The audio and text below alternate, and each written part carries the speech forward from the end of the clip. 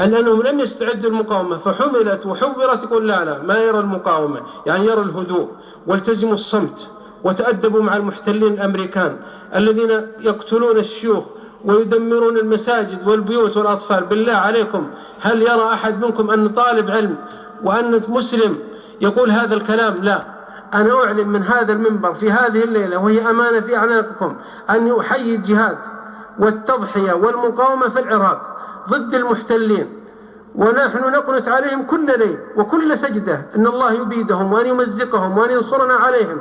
من يقول هذا؟ من يستطيع أن يقول لا مقاومة أو لا تحمل السلاح في وجه من هدم كيانكم، من مزق مصحفكم، من استهزأ برسولك، ومن هدم البيوت وقتل الشيوخ؟ لا يقول هذا أبدا فضل، لكن هذا الافتراء والتزوير في المقالات وإضافة الكلام وتحويره والنيل، فالله سبحانه وتعالى يحاسب من يفتري ذلك ومن يلوي أعناق الكلام حتى يحقق من مآرب، إما أنه ضال أو مبتدع أو عدو للمسلمين ودعاتهم وطلبة علمهم، أو أنه حاسد يريد أن يوقع كلام الإنسان وأن يجر عليه من سوء الظن ما يدافع الإنسان به عن نفسه.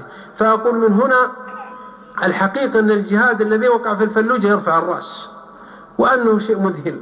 مدينة فيها 250,000 يخرجون لدولة عظمى بميزان الدنيا فيسقطون من الطيارات ويبيدون من المعدات ويذبحونهم ويأسرونهم ويكبرون من منائر المساجد ويقنتون عليهم ويصلي مصليهم وخطيبهم، ويأتي أولئك يطلبون الصفحة ويطلبون الحوار والمهادنة والمفاوضة.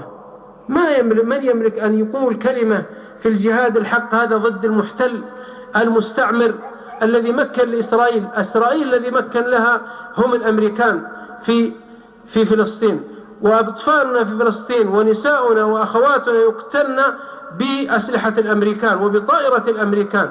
فلا أحد يعقل. ولقد اندهشت حينما ينسب لي أو لإخواني أو لبعض الدعاة وطلبة العلم يقول لا مقاومة. من يقول هذا الكلام؟ من يستطيع؟ ونحن دائما نسأل الله أن يتقبلنا شهداء عنده سبحانه حتى ترتفع لا إله إلا الله محمد رسول الله.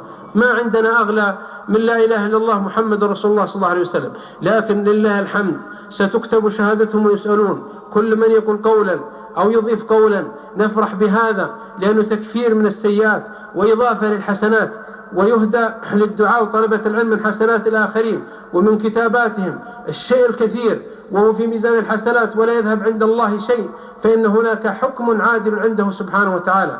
لكن أقول في كلامي لا تيأسوا من روح الله، لا تصابوا بالإحباط، الفجر لنا إن شاء الله والمستقبل لنا، سوف ننتصر بإذن الله، إما نحن وإياكم وإلا أبناؤنا سوف يصلون في القدس.